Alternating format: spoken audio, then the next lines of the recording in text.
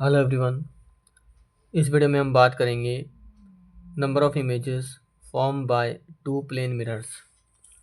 तो हम इसके अंदर बात करेंगे कि दो प्लेन मिरर्स जब किसी एंगल पे होते हैं तो उनसे कितनी इमेजेस बनती है। तो इसमें क्या होता है, ये क्वेश्चन जनरली एग्ज़ाम्स वगैरह में पूछ लेते हैं, तो आज इसके बारे में हम बात करेंगे। हम मान के चलो कि ये हमारे पास दो मिरर्स हैं। ये हमारे पास मिरर है M1, ये मिरर है M2, और ये किसी एंगल थीटा पे इंक्लाइंड है, मतलब थीटा पे सेट है। अब ये मान के चलें कि यहाँ पर अगर ये जो ऑब्जेक्ट है, ठीक है, अब इसकी जो इमेज बनेगी वो कैसे निकालेंगे। उसका फॉर्मूला होता है 360 अपॉन में theta is equals to n. तो इससे क्या करते हैं, हम इससे इस फॉर्मूले की हेल्प से हम इसमें कितनी नंबर ऑफ़ इमेजेस है उसके बारे में बात करते हैं कि कितनी नंबर ऑफ़ इमेजेस बनेगी। तो इस फॉर्मूले को ध्यान रखें, 360 अपॉन में theta is equals to n. अब इसमें केस फर्स्ट लेते हैं कि अगर मान के चलो कि 360 अपॉन में थीटा जो है उसकी वैल्यू एक इवन नंबर आती है। अब एक इवन नंबर आती है, इसका मतलब क्या हो गया कि अगर n इवन है तो नंबर ऑफ़ इमेजेस जो बनेगी वो n-1 होगी, मतलब उसमें से एक कम हो जाएगी, चाहे ऑब्जेक्ट सिमेट्रिकली है चाहे अनसिमेट्रिकली है। तो अब ये अनसिमेट्रिकली और सिमेट्रिकली का क्या मीनिंग है, इसके बारे में बात करेंगे, ठीक है। और ये भी देखेंगे कि n इवन और ऑड कैसे आता है। तो यहाँ पे अगर मान के चलो कि theta is equals to 60 degree है, तो यहाँ से n बराबर क्या होता है 360 अपॉन में थीटा। थीटा की जगह मैंने रखा वैल्यू 60, तो ये वैल्यू कितनी आ रही है 6, जो कि कैसी वैल्यू है, एक इवन वैल्यू है। कैसी वैल्यू है, एक इवन वैल्यू है। तो अब अगर नंबर ऑफ इमेजेस की हम बात करें तो वो कितनी निकालेंगे, अगर n इवन है तो n-1, तो n-1 कर देते हैं, मतलब अगर 6 में से 1 लेस करेंगे तो आ जाएगा 5। तो ये आ जाएगी नंबर ऑफ इमेजेस अगर n इवन है। अब बात करते हैं सिमेट्रिक का क्या मतलब है। तो जैसे मान के चलो ये हमारे पास में दो मिरर्स हैं, ये मिरर आपके पास हो गया इस तरह से और एक मिरर हो गया इस तरह से। ये मान लो आपका M1 है और ये M2 है, ये आपकी ऑब्जेक्ट रखी हुई है। अब अगर मान के चलो कि टोटल एंगल कितना था 60 डिग्री,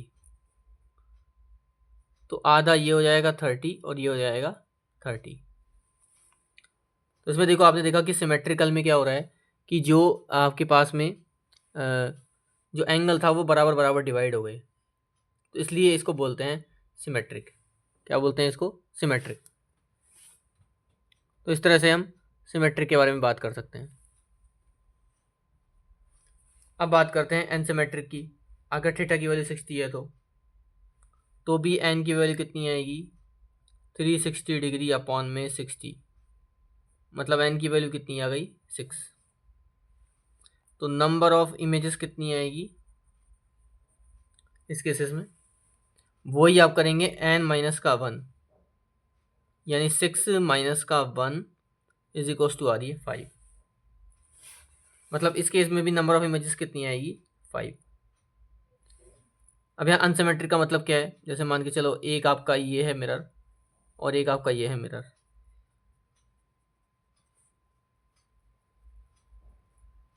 ये ऑब्जेक्ट है, अभी कुछ इस तरह से है। अगर टोटल एंगल 60 था तो ये एंगल मान लो 20 है और ये एंगल मान लो 40 है। अब यहाँ पे क्या हुआ कि दोनों जो एंगल है वो बराबर नहीं है, एक छोटा और एक बड़ा है, तो इसी को बोलते हैं अनसिमेट्रिक। तो हम दोबारा समझते हैं कि नंबर ऑफ इमेजेस अगर दो प्लेन मिरर से बनती है किसी एंगल थीटा पे, तो उसका फॉर्मूला होता है 360 डिग्री अपॉन में थीटा, ये होता है एन के बराबर। अब अगर एन इवन है तो नंबर ऑफ इमेजेस हम n-1 बताएंगे, चाहे वो सिमेट्रिक है चाहे एन सिमेट्रिक है। सिमेट्रिक के केस में दोनों एंगल बराबर होंगे, और एन सिमेट्रिक के केस में क्या होगा, एक एंगल बड़ा ले लो एक एंगल छोटा ले लो तो एन सिमेट्रिक हो जाएगा। आगे बात करते हैं। अगर मैं बात कर रहा हूँ एन क्या है, ऑड है। अगर एन ऑड है इसका मतलब क्या हुआ, अगर हम बात करें एन ऑड है तो इस कारण से यहाँ पे जैसे मान के चलो कि मेरे पास ये एक दो ट्रायंगल है, मतलब दो मिरर्स, सॉरी दो मिरर्स हैं,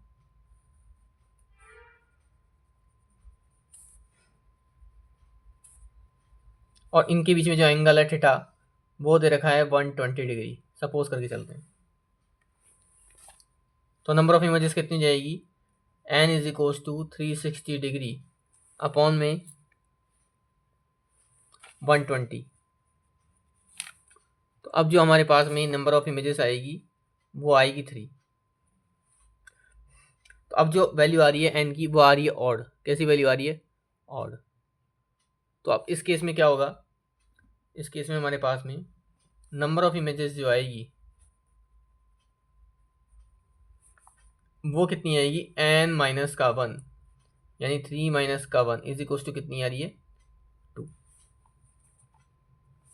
इसका मतलब क्या हुआ कि अगर इस ऑब्जेक्ट की बात करें तो इस मिरर के साथ ये एंगल 60 है और ये भी कितना एंगल बना रहा है, 60 डिग्री। तो यह है सिमेट्रिक का मतलब। अब बात करते हैं अनसिमेट्रिक की। तो अगर ये अनसिमेट्रिक है और दोनों के बीच में एंगल 120 है, मतलब कुछ ऐसा है, देखो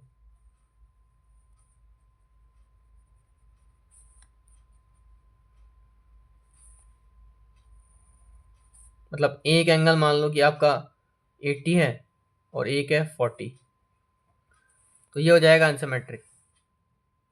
इस केस में एन की वैल्यू कितनी आ रही है, 360 डिग्री अपॉन में 120 इज इक्वल्स टू आ रही है 3।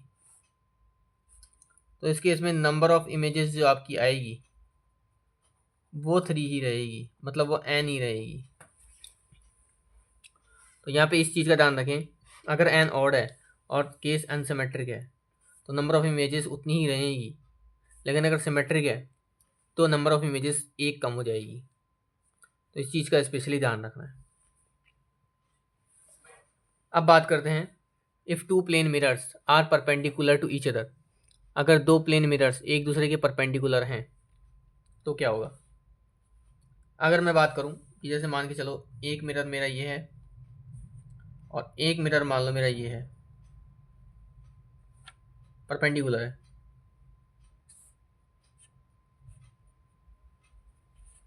मतलब थीटा कितना है, 90 डिग्री। अब इस केस में क्या होगा, जैसे एंगल 90 है, ये मिरर आपका M1 है और ये मिरर कितना है, M2। तो n इज इक्वल्स टू हमारे पास कितना होता है वैल्यू, 360 अपॉन में थीटा कितना है, 90। कितनी वैल्यू आ रही है, 4। तो नंबर ऑफ इमेजेस कितनी हो जाएगी, n माइनस का 1 इज इक्वल्स टू 4 माइनस का 1 कितनी हो जाएगी, 3। तो ऐसे निकलेगी। अगर दोनों परपेंडिकुलर हैं, एंगल हो जाएगा 90, तो n की वैल्यू कितनी आएगी, 4। तो नंबर ऑफ इमेजेस कितनी आएगी, n में से 1 लेस कर दो यानी 3। तो ऐसे निकलेगी। अब बात करते हैं, अगर दोनों मिरर्स क्या हैं, पैरेलल हैं। पैरेलल का मतलब मान के चलो कि ये आपका पहला मिरर है और ये आपका दूसरा मिरर है।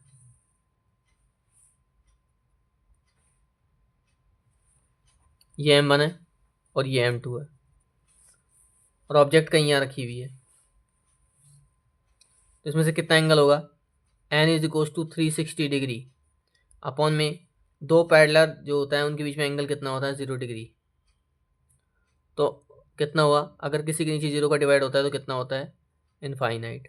तो टोटल नंबर ऑफ इमेजेस कितनी बनेगी, इनफाइनाइट। मतलब then total number of images are infinite. यो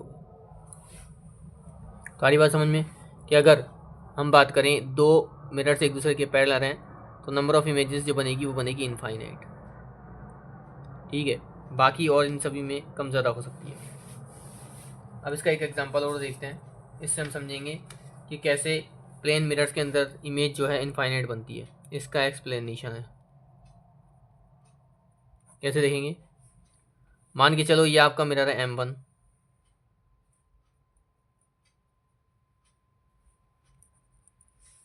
और ये मिरर है आपका M2।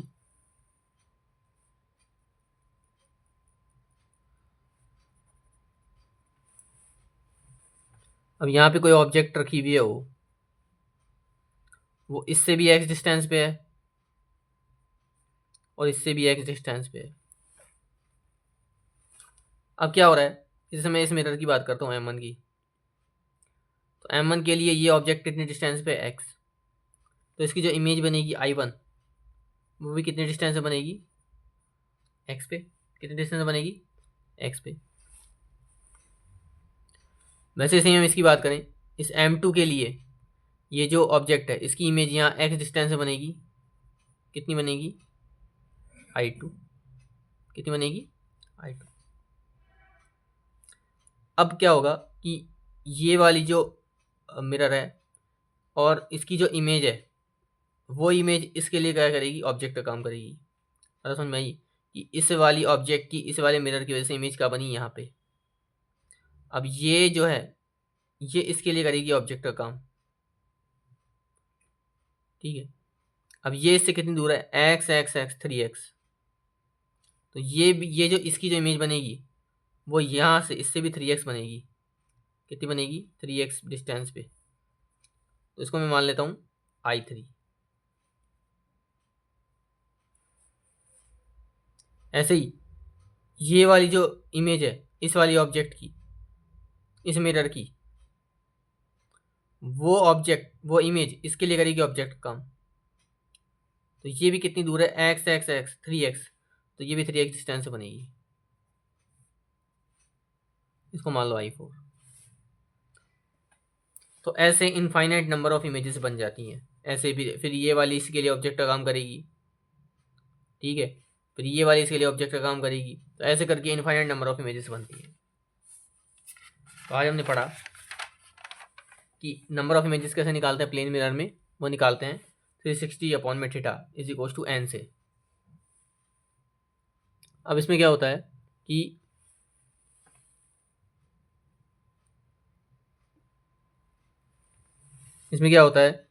कि इसके बाद में n अगर इवन है तो उसके लिए फॉर्मूला क्या होता है, n is equal to n minus 1।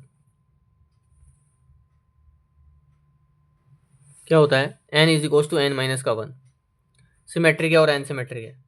Symmetric के केस में जो वैल्यू आती है उसमें से n माइनस 1 करते हैं, और n सिमेट्रिक के केस में भी सेम करते हैं। बस सिमेट्रिक और n सिमेट्रिक का मतलब समझ लो। अब इसके बाद में अगर n ऑड है तो सिमेट्रिक के केस में तो n माइनस 1 होगी, लेकिन n सिमेट्रिक के केस में एज इट इज उतनी की उतनी रहेगी। फिर प्लेन मिरर्स अगर एक दूसरे के परपेंडिकुलर हैं तो थीटा की वैल्यू 90 आ जाएगी। तो कितनी बन जाएगी images, 4। Number of images n minus 1 करेंगे। ऐसे अगर दोनों पैरेलल हैं, थीटा कितना हो जाएगा, 0। तो इमेज कितनी होगी, इनफाइनाइट। तो उसको हम इस तरह से करेंगे। तो ऐसे करके हम दो एंगल्स जो किसी एंगल पे इंक्लाइन होते हैं उनके बीच में इमेजेस निकाल सकते हैं। तो उम्मीद है वीडियो पसंद आया होगा। अगर ये वीडियो पसंद आ रहा है तो वीडियो को लाइक, शेयर और सब्सक्राइब करें चैनल को। Thank you.